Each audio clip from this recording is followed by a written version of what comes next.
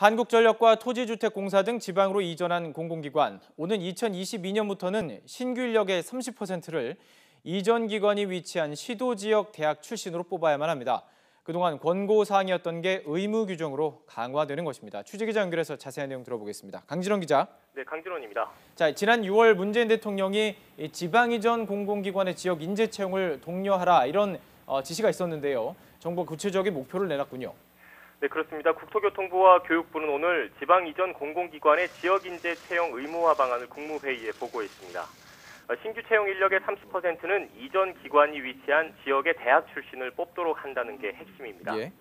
대상 기관은 한국전력공사와 한국도로공사, 한국석유공사 등 지방으로 이전한 공공기관 109곳입니다. 대부분 혁신도시로 본사를 옮긴 공공기관들입니다. 그러니까 이제 대전에 있는 그 공공기업은 대전에 있는 대학을 나와야 뽑는다 이런 내용이 핵심일 텐데요. 네. 자, 정부가 그 권고사항이었던 지역 인재 채용 제도를 의무 규정으로 강화하는 이유가 있을 텐데요. 네, 말 그대로 권고사항은 권고사항일 뿐이기 때문입니다. 예. 강제력이 없다 보니까 공공기관의 지역 인재 채용 제도가 제자리를 잡지 못하고 있다는 정부의 판단이 깔렸습니다. 사실 공공기관이 지역 인재를 일정 비율 뽑는 제도는 지난 2013년 도입됐습니다. 매년 공공기관의 지역인재 채용 비율이 늘어나긴 했지만 정부의 기대치 30%에는 미치지 않고 있습니다. 지역과 기관별 차이 역시 큽니다. 지난해 기준으로 부산과 대구에 들어선 공공기관의 지역인재 채용 비율은 20%가 넘었지만 울산과 충북 지역은 10%가 채 안 됩니다. 예. 자, 지방 공공기관의 지역인재를 이제 30%를 의무적으로 채용해야 된다. 이 규정은 언제부터 시행이 되는 건가요? 네, 지역 인재 채용과 관련된 내용을 바꾸려면 혁신도시특별법을 우선 개정해야 합니다. 예. 이번 정기국회에서 법안이 심사될 예정인데요. 정부는 법안이 국회를 통과하면 시행령의 채용 비율과 채용 방법 등을 담아서 내년 1월부터 시행할 계획입니다. 이를 근거로 내년 18%를 시작으로 앞으로 5년 동안 매년 3%씩 지역 인재의 채용 비율을 높일 방침입니다. 2022년엔 30% 수준으로 맞춘다는 거죠.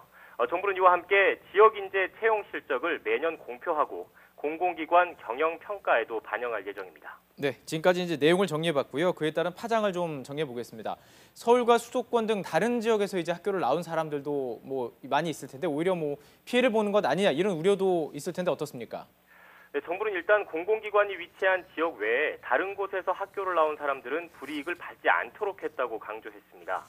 시험 성적과 관계없이 일정 비율의 지역 인재를 무조건 뽑는 건 아니라는 설명입니다. 예. 이른바 채용 할당제가 아닌 채용 목표제를 운영하겠다는 얘기인데요. 그래픽을 보면서 잠시 설명을 좀 드리도록 하겠습니다.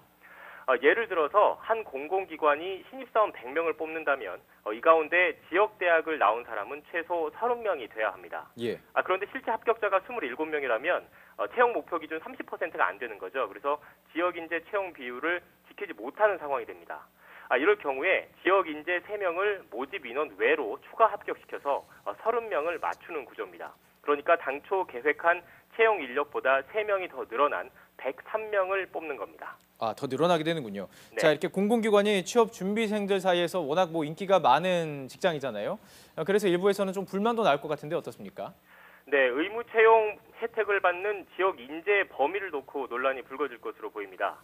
그러니까 지방에서 쭉 자라서 고등학교를 졸업한 뒤 서울에서 대학을 나온 사람은 지역 인재 대상에서 제외되기 때문입니다. 그렇죠. 반면 서울에서 고등학교까지 나왔지만 대학은 지방에서 졸업한 사람은 지역 인재 의무 채용 혜택을 받습니다. 지방에서 서울로 유학 간 사람들이 오히려 차별받는 것 아니냐 이런 불만이 나올 수 있는 겁니다. 지역인재 채용 목표제가 공공기관 인적자원의 경쟁력 약화를 가져올 것이라는 주장도 비슷한 맥락이라고 보면 될 것 같습니다. 울산과 제주 등 지역 대학 자체가 적은 곳은 인력 수급과 경쟁력 확보에 어려움을 겪을 것이라는 지적도 있습니다. 예. 정부는 그러나 지역인재 의무 채용 제도의 도입 취지가 서울과 지방의 불균형을 해소하는 데 있다는 점을 고려해달라고 밝혔습니다. 지금까지 YTN 강진원입니다.